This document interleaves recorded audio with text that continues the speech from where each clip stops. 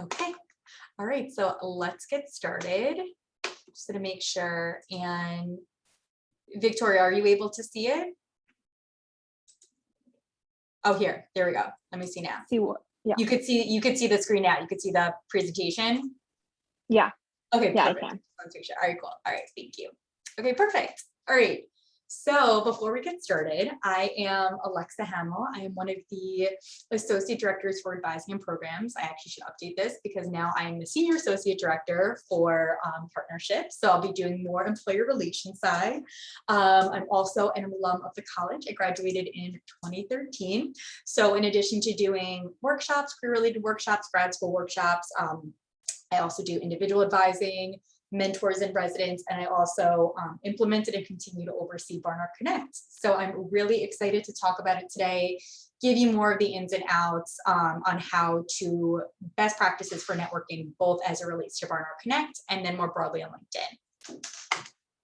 So for today's agenda, we'll be speaking about what is networking, what is the goal of networking and why you should be networking, how to effectively do so, like I said, both on Barnard Connect and LinkedIn.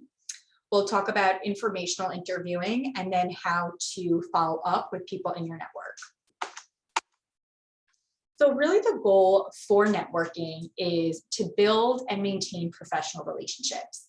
This can be something that you're doing in person or online. Obviously right now, COVID's still going on. I'm sure most of it will be online, but at the least you do want to be developing your network as much as you can virtually over phone, video, something to start really building out those relationships. And we'll speak more specifically to why it is important to be doing that, by actually having that dialogue versus kind of just email communication back and forth. It is important to know you don't need to know somebody personally to network with them. A lot of the nervousness and kind of stress that I think comes with networking is this idea of, I don't know somebody personally, I'm anxious to reach out to them. But, mentorship, networking is becoming just part of what it means to be exploring career options, what it means to get a job or an internship. So hopefully after this session, you realize the importance of it and provides you with tools and best practices so you feel really comfortable and hopefully less nervous and stressed about the process. So why should you network? So first and foremost, I think when people think of networking, they think of, oh, it's just for the purposes of recruiting. But with networking, you will also learn about different degrees if you're thinking about grad school, as well as different fields and different job functions. So of course, recruiting, if you are looking to build a rapport with somebody that's working at an organization you're interested in or just in a job function you're considering, that is one thing. But I think, like I said, a common misconception is you need to be actively searching for something to network. But you will discover opportunities and options for jobs or internships that you've never even heard of. And had you not spoken with somebody that actually is in the field, it could possibly, you may not ever know about it. So for example, when I was networking, when I was a student here, I was considering HR. And, with HR, I just thought there was like, you hire somebody, you're part of employer relations, but there's so many different functions within HR that had I not spoken to people in the field, I never would have known that there were all of these different sectors and what I specifically was drawn to and how I was then able to, in my job search, specifically look for that job function. So that's just to say that there's only kind of so many opportunities you know about as a student, and the best way to learn about other things that are out there is by people that have gone through this process themselves and are familiar with the industry or their specific job function. Also, sometimes it's the case that jobs or internships may not be posted. It may be that because they weren't planning on hiring somebody, or maybe it's very select and, it's something that is not necessarily publicized in a general job board like Indeed. So the way that you know about this opportunity is by somebody that actually works there. And they don't have to be in HR in order to be able to introduce you to these opportunities. They just have that connection, and they possibly can let you know what those opportunities are or when to expect something to open because they are working there and they're familiar. So first, I think sometimes students don't think about the people that they already know as part of their network. So I always think it's best to start with people that you already have a rapport with them. So they already know who you are personally, perhaps professionally. And so they already have that investment in helping you with whatever you are looking for. So consider the people that you already know. This is just a list of common networks that are already existing as a current student. So starting there, and also if you are stressed, and networking can be a very stressful topic, I think starting with people that you know also kind of hopefully lessens that stress because you already know them. So hopefully it's kind of like a nice transition into networking, possibly with people that you don't already know. And let your network know that you're actively seeking. So maybe they can't help you in this moment, or maybe they're unsure, but just putting it on their radar. They may come across somebody that's recruiting, or they may come across somebody that actually fits in really well. And by letting them know that you're actively seeking something and what you're looking for, you'll put them on their radar. So if they do meet somebody or they do find an opportunity, they can connect to you. So this is for reaching out to existing contacts. So we'll go over what it means and best practices for reaching out to new contacts, but this is specifically for if you already know that person.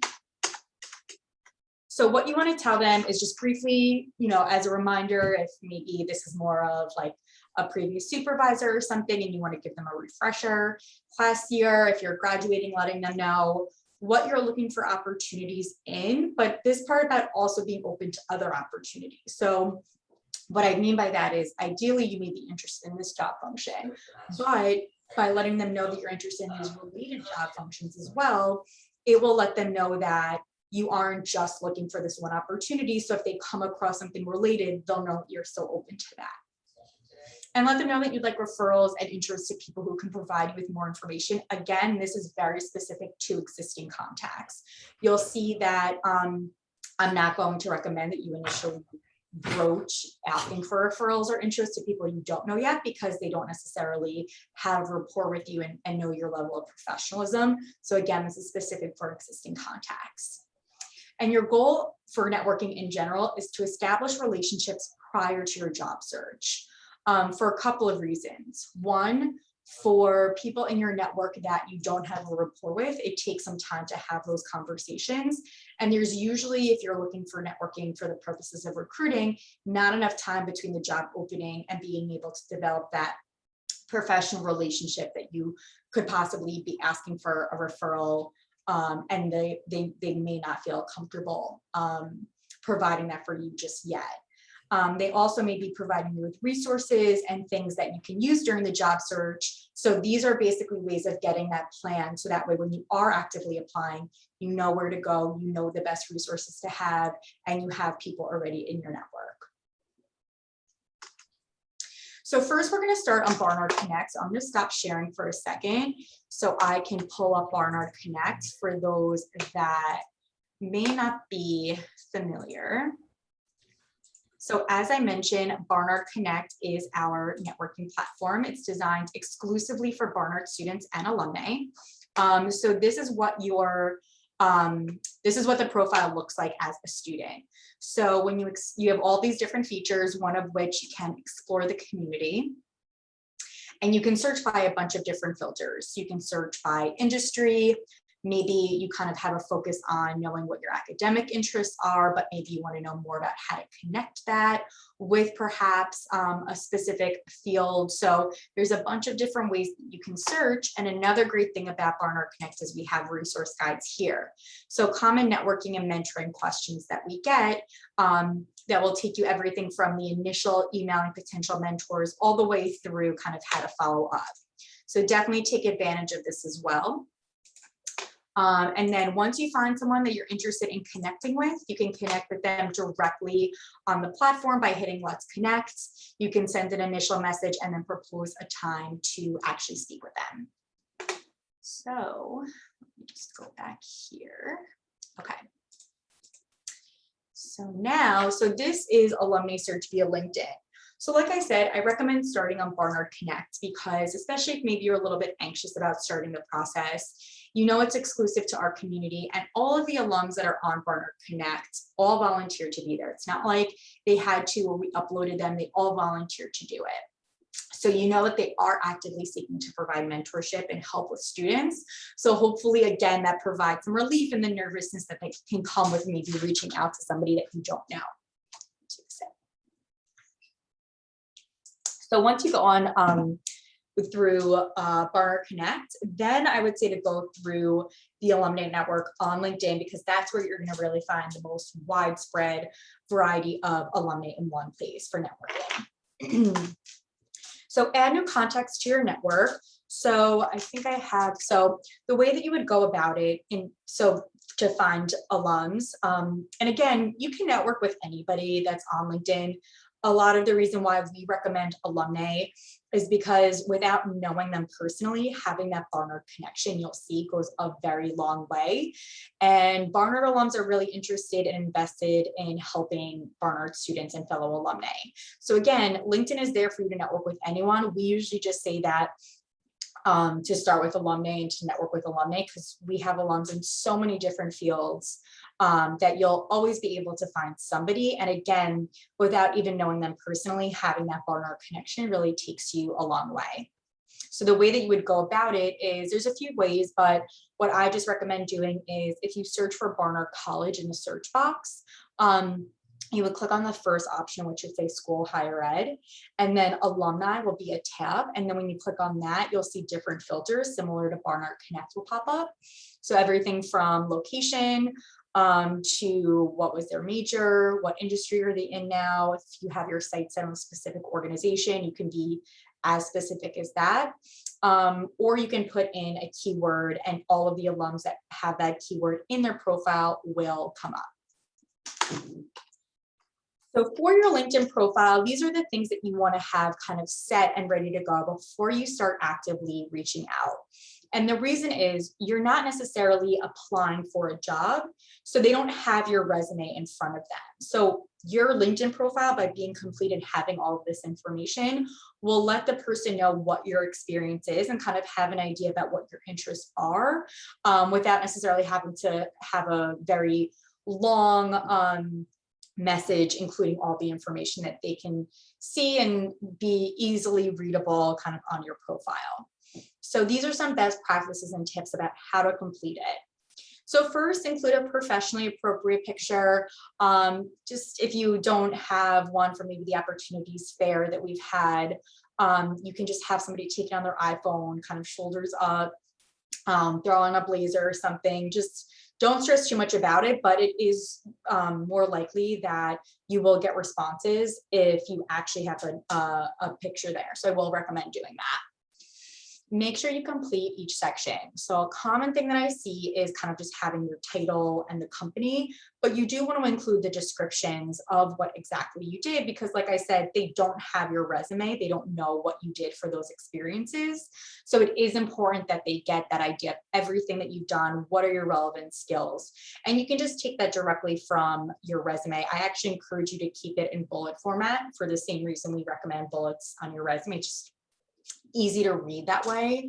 And just as a heads up, if you haven't had your resume looked at before, definitely feel free to schedule an appointment with a PCA on Handshake, and they'll be happy to review that with you. So, you know, once that's done, which is the first thing I would recommend, then it'll be super easy just uploading and completing your profile. Align your profile with professionals in your field. So if you're seeing kind of what experiences they have, what types of verbs they're using, definitely make sure that you're trying to incorporate even something like skills, trying to make sure that you're marketing yourself like you would for a job in a way that's also going to be marketable to somebody that is currently in the fields. Something unique that's different from your resume on LinkedIn is you have a headline and a summary section. So your headline is going to be directly under your picture. So with that, you can edit it. You can have, if you're, you know, a student majoring in environmental science, you can have something like that. Or let's say you're currently interning at an organization or in an industry that's really relevant for what you're applying for, and you want that to kind of stick out, you can have it as well. So for example, you can have like the, you know, intern at, and then wherever you're interning. Keywords that you're seeing across multiple job descriptions, like I said, try to incorporate, just like you would on your resume, any skills or experience that's going to stand out that somebody in your field would likely have on their profile, or at least transferable skills that you think would be important to have in the field. Join groups. So a lot of groups that are on LinkedIn sometimes will even post opportunities there. They may have important information about the organization that will be helpful for you to know when you're applying. Or you'll be able to sometimes even have events. So if they have virtual sessions or something like that, a lot of times they may publicize that in the group. Personalize your connection requests. So with this, slightly different than Barnard Connect in terms of connecting.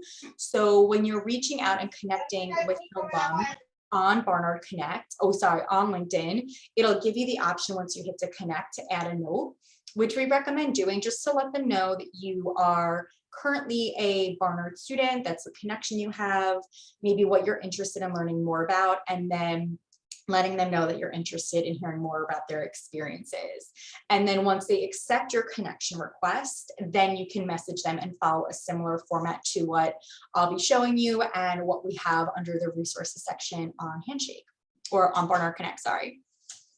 And then the last thing that you can do if you're interested is requesting recommendations through LinkedIn. So you'll see sometimes at the bottom of the profile, it'll be recommendations from maybe previous supervisors, professors, things like that. Those are, little short paragraphs that just let whoever is reading your LinkedIn profile know that you're a strong student, you're a great employee. So this just lets them know kind of firsthand from people that actually know you, kind of some of the assets that other people can speak to. So informational interviews. So it says interview in the sense of it is an interview because there's a question and answer, but it's not an interview in the sense of it's not like you applied for something and they're requesting an interview for you to get a potential job. Informational interviews are opportunities for you to lead a conversation, to get information from somebody that just knows more about a field, a degree, something that you feel like you can really benefit from speaking with them. So these are conversations that you're leading. Just like with an interview, the employer reached out to you, so they're leading that conversation. You reached out to that person. So you want to, at least in the beginning, really be leading that conversation and having questions prepared for them. Generally, as the conversation evolves, something may come up or they may have a suggestion for you that kind of goes in a different direction. But at least in the beginning, like I said, you want to kind of show your professionalism, the fact that you were prepared and kind of making the most for their time. So these are some possible questions that are common that can be really helpful for somebody just entering the field or trying to learn more about a field, important questions to know. And then, like I said, under the resources section on Barnard Connect, we have an additional resource guides on common questions and topics that you can discuss during your informational interview. And this research, researching their LinkedIn profile, about their company, kind of having some background for yourself will help yourself to know what types of questions specifically you want to ask. And it'll also let the employer, alum, whoever you're speaking with, know your level of professionalism by kind of doing your homework ahead of time and showing that you kind of have the basics already there. So you can then ask questions and learn more based on insights that you may not know just from kind of looking at their profile or looking at the company website. Also extremely important. So for the initial one, I know I mentioned with existing contacts, you can start to broach the conversation of possibly asking for referrals or for possible job leads. But when you're having that initial conversation with a new contact, you never want to be asking for a job. That's kind of the biggest no-no, I would say, for networking, because the last thing a couple of things. One, an alum doesn't want to feel like you're just reaching out to them for a job. They want to feel like their advice, their perspective is something also that you really value. It's not like you're just seeking them out because they have an advantage being in a certain organization. And then also, like I said earlier, it takes some time to build a rapport for the alum to feel comfortable referring you. And it takes time to have that conversation, because at the end of the day, if someone's making a referral, whoever they're referring is also a reflection of them. So they want to be really confident that whoever they're possibly referring, giving context to job leads, they feel really confident that that would be a positive reflection of them. So I always like to say, if you ask for a job, you'll get advice. If you ask for advice, you'll get a job. So definitely making sure that you're really focusing on the advice, their perspective, their unique insight, especially in that initial conversation.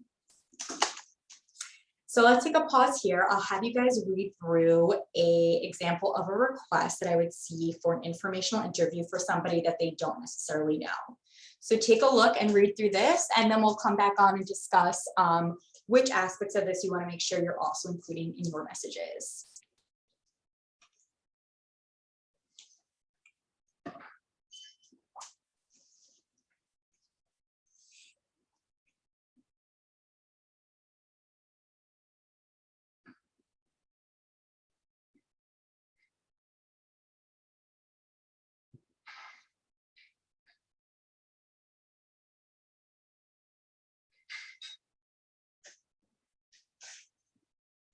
So a couple of things here. So first and foremost, just introducing yourself, who you are, your class year, your major, minor, if you have that. Of course, Barnard, especially if you're reaching out to an alum to show that connection.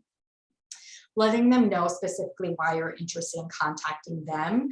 So, referencing something on their profile to let them know that you're not just interested in reaching out to anyone, you're really interested in speaking with them. Some more information about yourself. Again, you don't want to give too much information here because they're going to be seeing your profile that's complete. So this is really just to give them what's most relevant for them to know. Specifically, how they can assist. So being really specific with letting them know, where exactly are you seeking advice from? Sometimes by being too generic, like just saying you're interested in learning more about the field is okay, but in their minds, they don't necessarily know everything about the field. So by letting them know that your question is something specific to them, which in this case is also coming from Barnard as a liberal arts school, and then being in this specific area within finance is something that they're familiar with and can speak to. So by being more specific, it's showing that, again, you're interested in reaching out to them specifically, but also they know it's something that they can actually speak to. And then your intentions to meet. So ideally right now, maybe not in person, but at least speaking over video or over the phone rather than just back and forth over message is important, because by them actually speaking to you, they'll have that like personal investment in perhaps helping you. And there also may be questions that you're not necessarily thinking of to include in a message, but by the alum hearing about your interests, your experience, they may have some suggestions for you, and having that dialogue can really help with that. So a follow-up. So you always want to make sure that you're following up within 24 hours of actually speaking with them. It's really critical to do this, even if it's something really brief, thanking them, maybe something that stood out to you about the conversation that was really helpful. But it is important to thank them and acknowledge them for the time that they took to speak with you. And it's also important because that thank you email will ensure that should you need to reach out to them again, by kind of showing that gratitude, they'll be interested in also considering helping you in the future. And if they do recommend that you reach out to anybody, have anything to follow up with, look at a certain resource, reach out to a person they recommended, definitely make sure you're doing that in a timely fashion and following up with them to let them know kind of your feedback on that. And again, that just keeps the conversation kind of going and ensuring that you're maintaining that network. So that way it's not like you're just having one conversation and then immediately moving to now, can you possibly provide me with a referral or a lead on this particular opportunity? And then maintaining relationships. So that's a common question that I get as well, is after I've formed that initial and had that conversation, what are some things that I can do to maintain that in my network? So following up with occasional updates. So if you have a new internship, if you've received a promotion, maybe you got a new leadership role in a club that you spoke about. Maybe there's a club that, the alum mentioned that she or he was also in. That's something that's really great to reference as well. And if they do recommend that you do anything, like I said earlier, people to reach out to, things that you can look at, resources, things like that. Also following up with them is a great opportunity to say, you know, what you enjoyed about it, what you learned, showing that you actually followed through with their suggestions, and another opportunity to reach out. Passing on articles, events, and other info that may be of interest. So maybe you came across a cool article and it was related to a topic you discussed, or an emerging article about something in the industry or their company, you know, passing that along and sharing that information. On LinkedIn, Barnard Connect, and you're connected with them and you see they may have changed jobs or promoted, congratulating them. And then sometimes even birthdays, things like that, you'll get a notification on LinkedIn, reaching out to them, even around the holiday season, anything that can kind of spark that outreach again, you know, showing that you're interested in maintaining this professional relationship. So before I open it up to Q&A, I'm just checking the time. Final thoughts. So networking is something that can be a stressful topic, and I think something that really every advisee, when I speak to them about, gets stressed about, and rightfully so. It can sound scary in theory, but if you just think of networking more so as about a conversation with somebody that knows more about something in that moment than you do, it's really just another learning opportunity. So I think if you kind of reframe it in terms of how you think of networking as more of just a back and forth with somebody that knows something that can share with you and even provide one insight. I mean, you'll definitely get more than that, but even if it's just one thing that you gained that you didn't know before, it's absolutely worth doing. And like I said, there are opportunities that may not even be posted, or things that people just may, if they were going to be posted, won't be anymore because maybe that person's going to be referring you. So getting jobs is something that can also come out of networking. And having things like Barnard Connect, LinkedIn, it makes it super easy to find people, reach out to them. So definitely take advantage of the tools that we have there, especially something like Barnard Connect, where, like I said, you know that the mentors are really interested in helping students because they're there and they want to give back to the Barnard community. And also, like anything, the more you practice, the better you'll be, the more comfortable you'll be. Sometimes just getting the process started and realizing it's kind of not as scary as you maybe think it is will also give you the confidence to kind of continue in expanding your network to maybe people that you don't know, or maybe reaching out to people that you do and kind of revisiting that. And I always say that there's no downside. If you reach out to somebody, you know, it could be maybe you don't hear a response, or maybe they're not able to help, or they're too busy, but the benefits so far outweigh anything else that it's so worth doing. And, you know, like I said, now applying for jobs, it's just not enough to submit an application. Really the way to, once you're down to that grouping of now who as the employer are they going to be interviewing, having somebody that can give you that insight into how you can stand out, or possibly even getting a referral, can have you really be at that list of maybe we're interviewing them, maybe they're not, kind of pushing that employer to say, you know, we really trust this person that's referring them. You know, we're encouraged to actually see for ourselves if this is somebody that's a good fit. So I will pause there. This is my email. If you have follow-up questions, definitely feel free to reach out. If you want to know more about your own LinkedIn profile, networking best practices that are unique to you and your situation, you can always schedule a follow-up appointment with us. And this is just the general Beyond Barnard email if anything else comes up that you want to check in with us about. So I will stop sharing now so I can take a look at the Q&A that you guys have. So we will have this recorded. It's recording right now, and all of our sessions are going to be, or most of our sessions are on our YouTube page. So on Beyond Barnard on YouTube, you'll see we have definitely at least all of our career skills and career GPS, and a lot of our other workshops we have recorded there as well.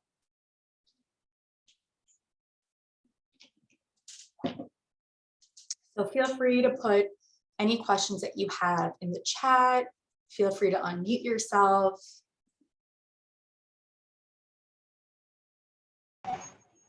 I was just wondering if y'all would be sharing the slides, because it would be just easier to go through than watching the recording. I'm so sorry, I couldn't hear that. Can you say that one more time? I was just put it on the Michelle put in the chat.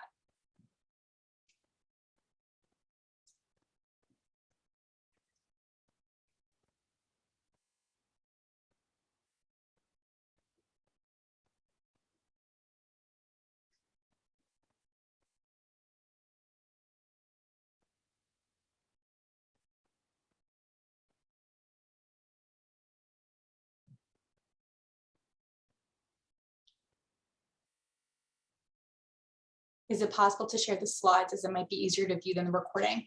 Yeah, I mean, I'll ask, I think our, one of the administrators in the office may do that with all of our participants following the presentation, but I'll make sure and inquire if she can share that as well.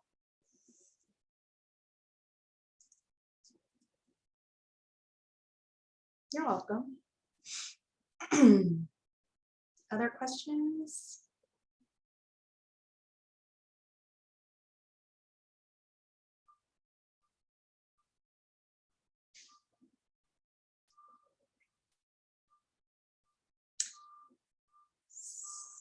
So, oh, Layla, do you have a question?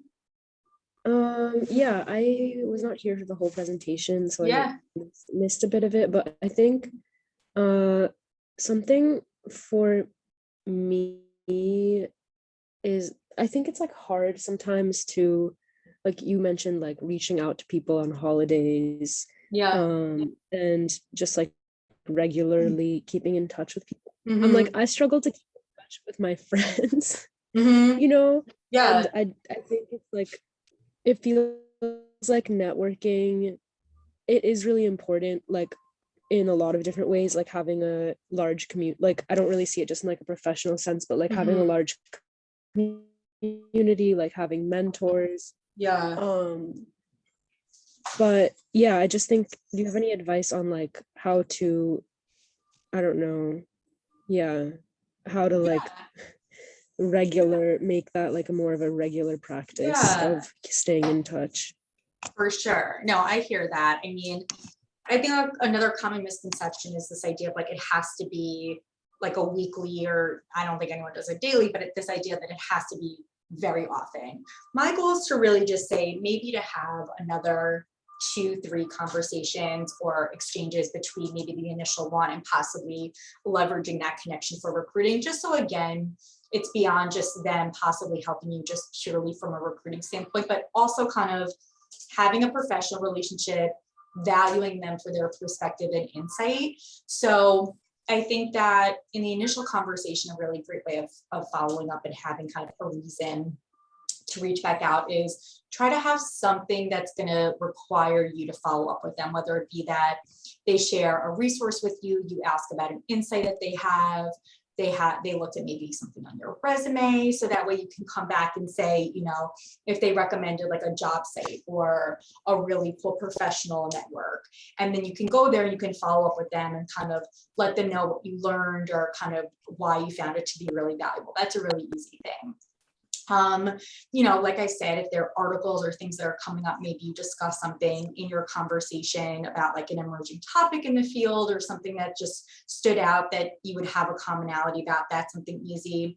But like I said, it doesn't have to be super frequently. I think if you can just have 2 to 3 conversations between the initial one and possibly leveraging that relationship for the purposes of contacts or referrals, I think is important. And maybe for yourself, if you feel like, oh, I'm going to forget, or when should I follow up, maybe set like a calendar reminder or like a timeline for yourself to kind of remind yourself of when you want to check back in. So maybe setting a reminder for yourself a month or 2 after your initial conversation, and letting them know kind of you wanted to reach out to them. I know we didn't talk about job or internship search, but something I recommend for that is having like a spreadsheet where you have people that you may know there, maybe what you applied for, when you applied. So maybe part of that spreadsheet would be, any contacts that you have or anybody in your network, and when maybe you want to follow up with them. So beyond kind of it sounds like the question could also be more so about like how often, or just making sure that you're doing it in a timely way. So sometimes even just setting a reminder or including that as part of a spreadsheet can be helpful. And again, it doesn't have to be super frequently. I think just a check-in reminder, put them back on your radar every once in a while, a month, 2 months from now, I think is definitely sufficient. Okay, yeah, that makes sense. Yeah.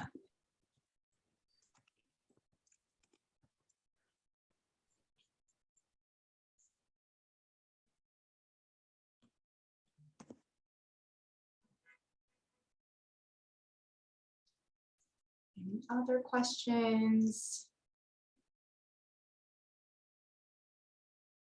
Like I said, if you don't have any more questions now, or let's say something comes up after having conversations with people in your network or before you even want to start the process, we're always here to help schedule appointments with us, with PCAs, and we're happy to help. And we have this recording, like I said, we'll have it on our YouTube page if you ever want to come back and revisit it. So thank you guys so much. Hope everyone is staying well and safe, and we'll talk to you all soon. Have a great rest of the week.